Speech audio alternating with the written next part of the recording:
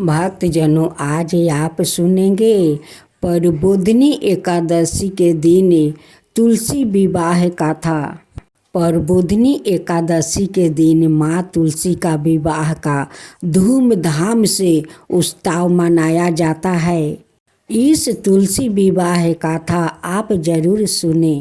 हिंदू धर्म और मान्यताओं के अनुसार हर साल कार्तिक शुक्ल पक्ष की एकादशी को तुलसी विवाह माना जाता है।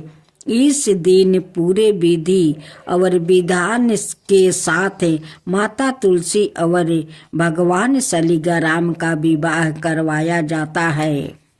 इस विवाह को करवाने पर ऐसा माना जाता है कि इससे न केवल माता तुलसी बिल्कुल भगवान विष्णु का भी आशीर्वाद मिलता है। पौराणिक कथाओं के अनुसार प्राचीन काल में जलंधर नामक राक्षस था। जलंधर बहुत वीर और पराक्रमी था। तुलसी का विवाह दैत्य राजा जलंधर से हुआ, जो कि बहुत ही पतिव्रता स्त्री थी। तुलसी माता की असली नाम बिंदा था। जलंधर महाराज राक्षस था। अपनी सत्ता के बाद में चूर उसने माता लक्ष्मी को पाने की कामना से युद्ध किया, परंतु समुद्र से ही उत्पन्न होने के कारण माता लक्ष्मी ने उसे अपने भाई के रूप में स्वीकार किया। इसके बाद जलंधर ने कैलाश पर आक्रमण करने की आयोजन बनाई और उसने सभी असुरों को इकट्ठा किया और कैलाश जाकर देवी पार्वती को पत्नी बनाने के लिए प्रयास करने लगा। इससे देवी पार्वती क्रोधित हो गई और तब महादेव को जलंधर से युद्ध करना पड़ा, लेकिन बिंदा के सतीव्रता के कारण भगवान शिव का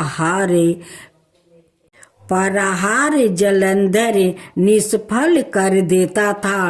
अंत में सब देवताओं ने मिलकर आयोजन बनाई और इसी कारण भगवान विष्णु ऋषि का भेष धारण कर वन में जा पहुँचे, जहाँ बिंदा अकेली बर्मन कर रही थी। भगवान विष्णु के साथ दो मायावीर राक्षस भी थे, जिन्हें देखकर बिंदा भयभीत हो गई। ऋषि ने बिंदा के सामने पल में दोनों को भस्म कर दिया। उनकी शक्ति देखकर बिंदा ने कैलाश पर्वत पर महादेव के साथ युद्ध कर रहे थे अपने पति जलंधर के बारे में पूछा। ऋषि ने अपने माया जाल से दो बांदर प्रकट किया। एक बांदर के हाथ में जलंधर का काटा हुआ सिर था, दूसरे के हाथ में धर। अपने पति की यह दशा देखकर बिंदा मूर्छित होकर गिर गई। होश में आने पर उन्होंने ऋषि रूपी भगवान से विनती की कि वो इसके पति को जीवित करे। भगवान श्री विष्णु ने अपनी माया से जलंधर का सिर धर से जोड़ दिया, परंतु सवाए भी वह उसी शरीर में प्रवेश कर गए। बिंदा को इस छल का जरा भी आभास नहीं हुआ। जलंधर बने भगवान के साथ बिंदा पतिव्रता का व्यवहार करने लगी, जिससे उसका सतीव्रता भंग हो गया। ऐसे होते ही बिंदा का पति जलंधर युद्ध में हार गया। जब बिंदा को भगवान विष्णु का यह छल पता चले तो उसने क्रोध होकर भगवान विष्णु को हृदयहीन शिला होने का सराप दे दिया। अपने भक्त के सराप को विष्णु ने स्वीकार किया और उसी समय से शालिग्राम पत्थर बन गए। सृष्टि के पालनकर्ता के पत्थर बन जाने से ब्रह्मांड में असंतुलन की सृष्टि हो गई। यह देखकर सभी देवी देवताओं ने बिंदा से प्रार्थना की, ओ भगवान विष्णु को शराप से मुक्त कर दे। बिंदा विष्णु को शराप से मुक्त कर दी, सवाए आत्मदाह कर लिया। जहाँ बिंदा भस्म हुई वहाँ तुलसी का पौधा उग आया।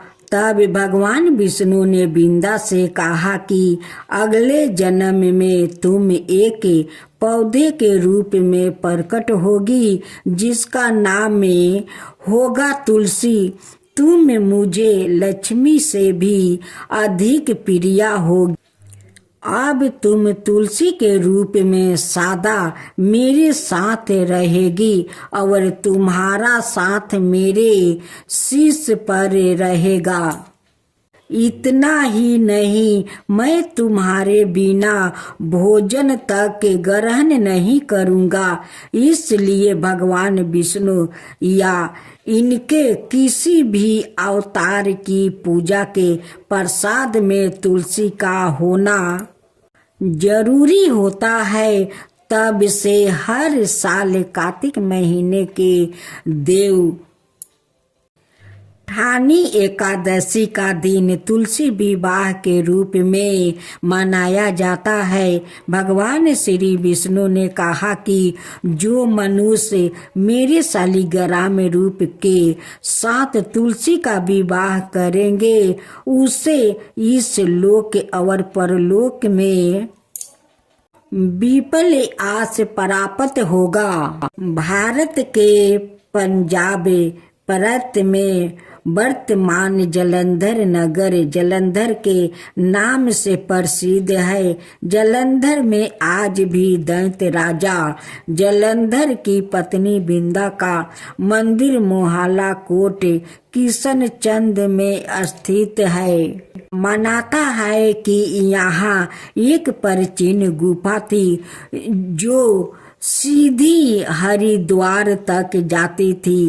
प्राचीन काल में इस नगर के आसपास 12 तालाब हुआ करते थे। नगर में जाने के लिए नाव का सहारा लेना पड़ता था। जो कोई भी सच्चे मन से दिन तक 7 दिन बिंदा देवी की मंदिर में पूजा करता है उसकी सभी मनोकामनाएं पूर्ण होते हैं। भक्तजनों, अब आप सुने भगवान शालिग्राम से तुलसी विवाह की पौराणिक कथा। हिंदू धर्म के अनुसार हर साल कार्तिक शुक्ल पक्ष की एकादशी को तुलसी विवाह मनाया जाता है। इस दिन पूरे हिंदू रीति रिवाज से माता तुलसी और भगवान शालिग्राम का विवाह कराया जाता है। इस विवाह को कराने पर ऐसा माना जाता है कि इससे न केवल माता तुलसी बल्कि भगवान विष्णु का भी आशीर्वाद मिलता है। माता तुलसी का असली नाम बिंदा था। उनका जन्म राक्षस कुल में हुआ था, लेकिन वो श्री हरि विष्णु की परम भक्त थी। बिंदा जब बड़ी हुई तो उनका विवाह जलंधर नाम का असुर से करवा दिया गया। बिंदा भगवान विष्णु की परम भक्त तो थी ही, साथ ही वो पतिव्रता स्त्री भी थी। उनकी भक्ति और पूजा के कारण उनका पति जलंधर अजय होता गया और इसके चलते उसे अपनी शक्तियों पर अभिमान हो गया और उसने स्वर्ग पर आक्रमण कर देव कन्याओं को अपने अधिकार में ले लिया। इससे क्रोधित होकर सभी देव भगवान श्री विष्णु की शरण में गया और जलंधर के आतंक का अंत करने की प्रार्थना की। परंतु जलंधर का अंत करने के लिए सबसे पहले उसकी पत्नी बिंदा का सतीव्रता भंग करना जरूरी है। भगवान विष्णु ने अपनी माया से जलंधर का रूप धारण कर बिंदा के पतिव्रता धर्म को नष्ट कर दिया और इसके परिणाम स्वरूप जलंधर की शक्ति छीन हो गई और वो युद्ध में मारा गया। लेकिन जब बिंदा को श्री हरि के छल का पता चला तो उन्होंने भगवान विष्णु से कहा, हे नाथ, मैंने आजीवन आपकी आराधना की है, आपने मेरे साथ ऐसा कृत्य कैसे किया? इस प्रश्न का कोई उत्तर श्री हरि नहीं दे पाए और तब बिंदा ने भगवान विष्णु से कहा कि आपने मेरे साथ एक पाषाण की तरह व्यवहार किया है। आपको श्राप देती हूँ कि आप पाषाण बन जाए।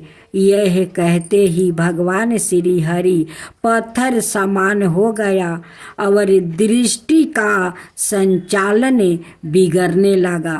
तब देवताओं ने बिंदा से याचना की कि वो अपना श्राप वापस ले ले।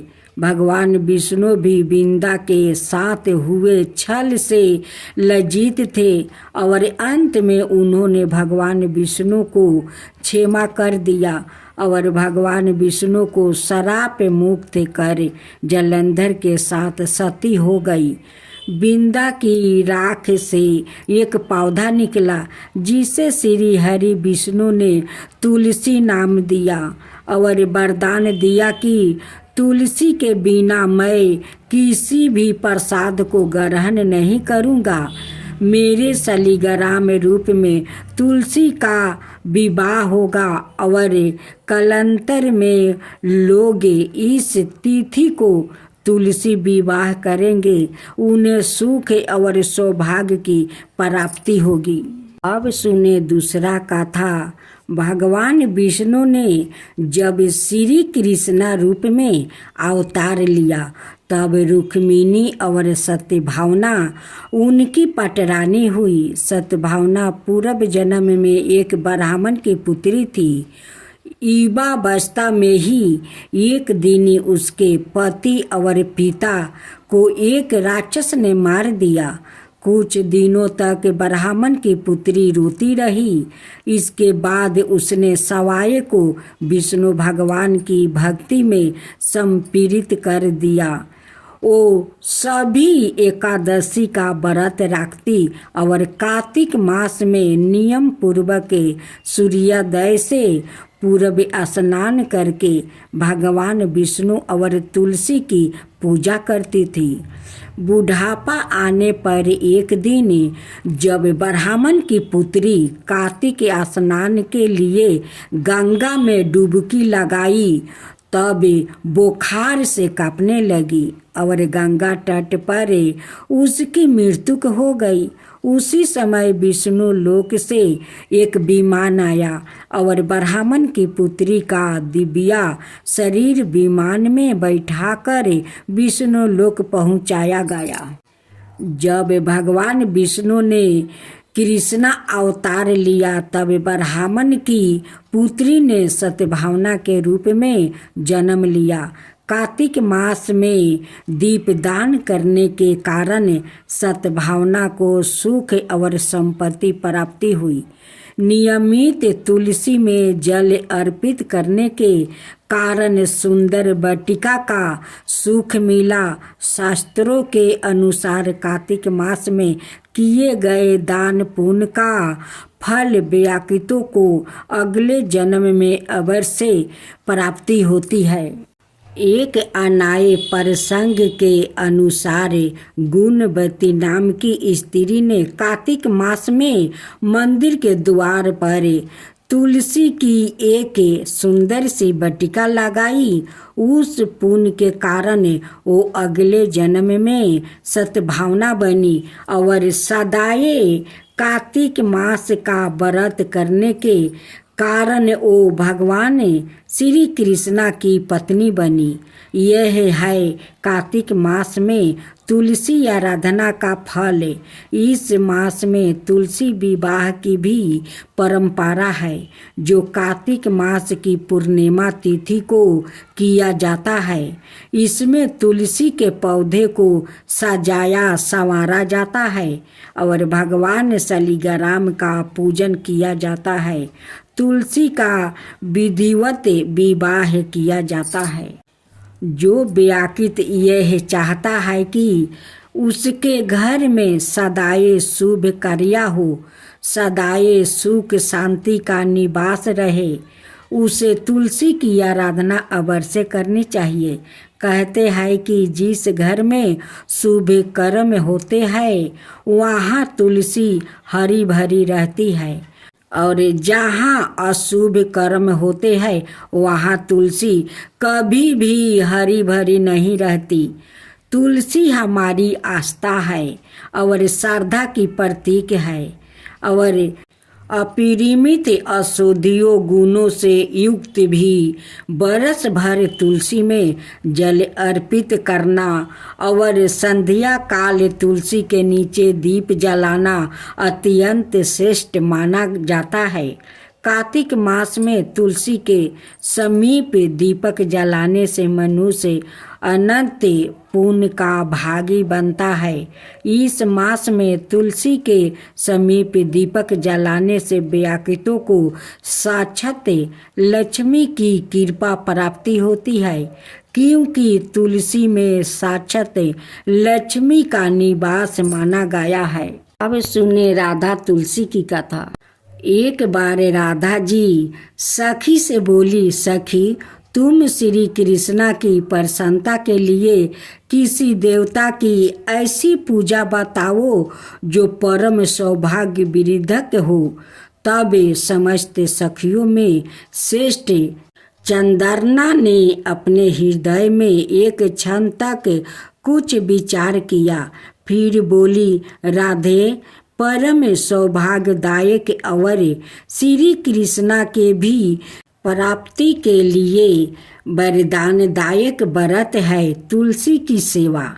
तुम्हें तुलसी सेवन का ही नियम लेना चाहिए, क्योंकि तुलसी का यदि स्पर्श अथवा ध्यान, नाम संकीर्तन, आरोपण, चेतन किया जाए तो महान पुण्य प्रद होता है। हे राधे, जो प्रतिदिन तुलसी की भक्ति करते हैं वो कोटि सहस्त्रों योगों तक अपने उस कीर्तन का उत्तम फल भोगते हैं। मनुष्यों की लगाई हुई तुलसी जब तक शाखा पर शाखा, बीज, पुष्पा और सुंदर दलों के साथ पृथ्वी पर बढ़ती रहती है, तब तक उनके वंश में जो जो जन्मे लेते हैं वो सभी हो हजारों कल्पों तक श्री हरि के धाम में निवास करते हैं। जो तुलसी मंजीरी सिर पर राख कर परन त्याग करता है वो सैकड़ों पापों से युक्त क्यों न हो, यमराज उनकी ओर देख भी नहीं सकते। इस प्रकार चंद्रना की कही बात सुनकर राजेश्वरी श्री राधा ने साक्षात श्री हरि को संतोष करने वाले तुलसी सेवन का व्रत आरंभ किया और केतकी वन में 100 हाथ गोलाकर भूमि पर बहुत ऊंचा और अत्यंत मनोहर श्री तुलसी का मंदिर बनवाई, जिसकी दीवार सोने से जड़ी थी और किनारे किनारे पद्म रागमणि लगी थी। वो सुंदर सुंदर पत्तों, हीरे और मोतियों के परकोट से अत्यंत सुशोभित था। उसके चारों ओर परिक्रमा के लिए गली बनाई गई थी, जिसकी भूमि चिंतामणि से मंडित थी। ऐसे तुलसी मंदिर के मध्यम भाग में हरे पल्पों से सुशोभित तुलसी की स्थापना करके श्री राधा ने अभिजीत मुहूर्त में उनकी सेवा प्रारंभ किया।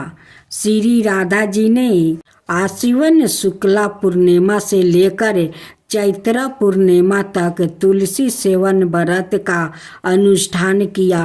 व्रत आरंभ करने से उन्होंने प्रति मास पृथक पृथक रस से तुलसी को सींचा।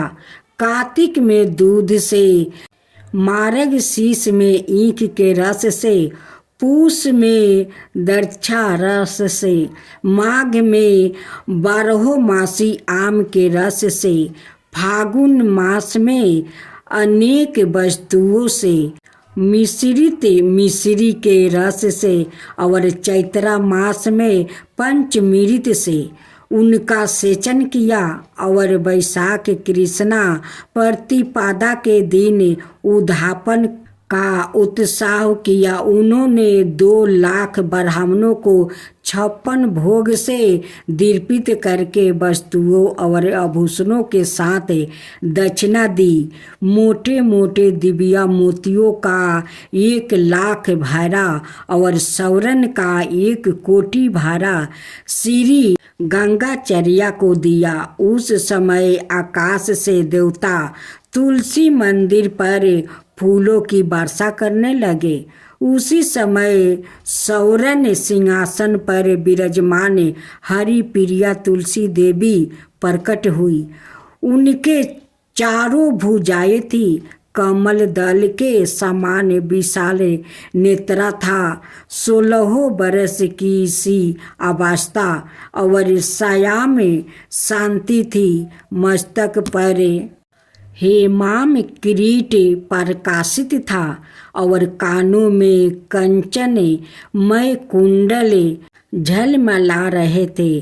गरुड़ से उतर कर तुलसी देवी ने रंग वाली जैसी श्री राधा जी को अपनी भुजाओं से अंक में भर लिया और उनके मुख चंदर का चुंबन किया।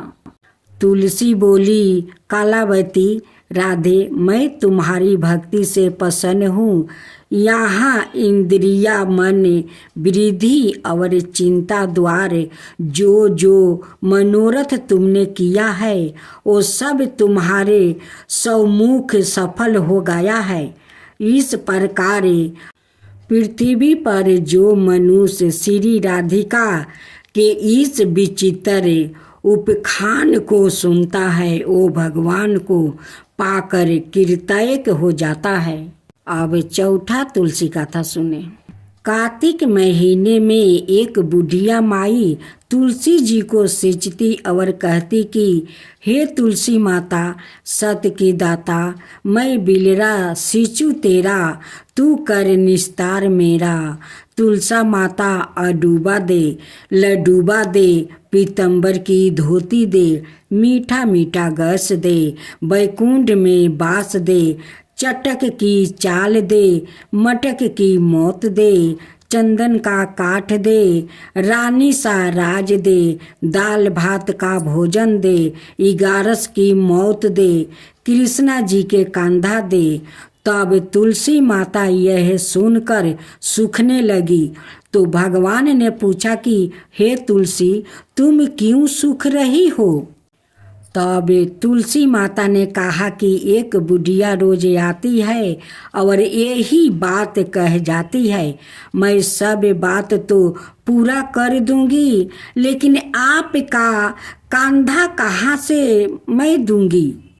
तो भगवान बोले, जब वो मरेगी तो मैं अपने आप कंधा दे दूंगा। जब बुढ़िया मर गई सब लोग आ गए। जब माई के ले जाने लगे तो वो किसी से ना उठी। तब भगवान एक 12 बरस के बालक का रूप धारण करके आए। बालक ने कहा, मैं बुढ़िया के कान में एक बात कहूँगा। सबने कहा, तू भी अपना मन की कर ले बेटा।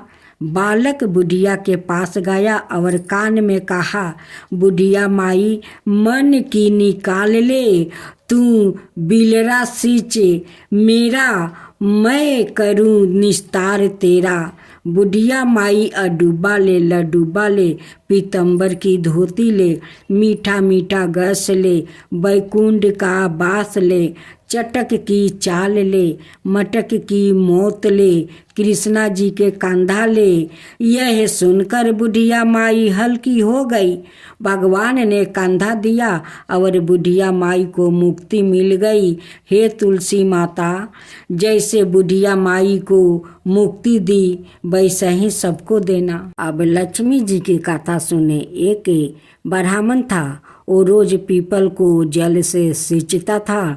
पीपल से रोज एक लड़की निकलती है और कहती है, पिताजी मैं आपके साथ जाऊंगी। यह सुनते सुनते ब्राह्मण दिन पर दिन कमजोर होने लगा। तो ब्राह्मणी ने पूछा कि क्या बात है, आप दुबला क्यों होते जा रहे हैं? तब ब्राह्मण बोला कि पीपल से एक लड़की निकलती है और कहती है कि वो भी मेरे साथ चलेगी। ब्राह्मणी बोली कि कल ले आना। उस लड़की को जहाँ 6 लड़कियाँ पहले से ही हमारे घर में है, वहाँ 7वीं लड़कियाँ और सही। अगले दिन ब्राह्मण उस लड़की को घर ले आया। घर लाने के बाद ब्राह्मण आटा मांगने गया तो उसने पहले दिनों की अपेक्षा आज ज़्यादा आटा मिला। जब ब्राह्मणी वहाँ आटा सानने लगी तो लड़की ने कहा कि लाओ माँ, मैं सान देती हूँ। जब वो आटा सानने बैठी तो परात भर गई। उसके बाद माँ खाना बनाने जाने लगी तो लड़की फिर बोली कि आज रसोई में मैं जाऊंगी। तो ब्राह्मणी बोली कि ना, तेरे हाथ जल जाएगी। लेकिन लड़की नहीं मानी और वो रसोई में खाना बनाने गई तो उसने तरह तरह के पकवान बना डाली और आज सभी ने भर पेट खाना खाए। इससे पहले वो आधा पेट खाकर भूखे सो रहे थे। रात हुई तो ब्राह्मणी का भाई आया और कहने लगा कि दीदी मैं तो खाना खाऊंगा। ब्राह्मणी परेशान हो गई कि अब खाना कहाँ से लाऊंगी। लड़की ने पूछा कि माँ क्या बात है कि तुम इतना परेशान हो। उसने कहा कि तेरा मामा आया है और रोटी खाएगा, लेकिन रोटी तो सबने खा ली है, अब इसके लिए कहाँ से लाऊंगी। लड़की बोली कि मैं बना दूंगी और वो रसोई में गई और मामा के लिए 36 पकवान बना दिया। मामा ने भर पेट खाया और कहा कि ऐसा खाना इससे पहले उसने कभी नहीं खाया है। ब्राह्मणी ने कहा कि भाई तेरी पौनी भाजी है, उसी ने बनाया है। शाम हुई तो लड़की बोली कि माँ चौका लगा के चौके का दीप जला देना, कोठे में मैं सोऊंगी। ब्राह्मणी बोली कि ना बेटी, तू डर जाएगी। लेकिन वो बोली कि ना, मैं ना डरूंगी, मैं अंदर कोठे में ही सोऊंगी। वो कोठे में ही जाकर सो गई। आधी रात को लड़की उठी और चारों ओर आंख फाड़ी तो धन ही धन हो गया। वो बाहर जाने लगी तो एक ब्राह्मण सो रहा था।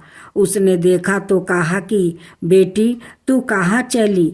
लड़की बोली कि मैं तो दलिद्रता दूर करने आई थी, अगर तुम्हें दूर करवानी है तो करवा लो।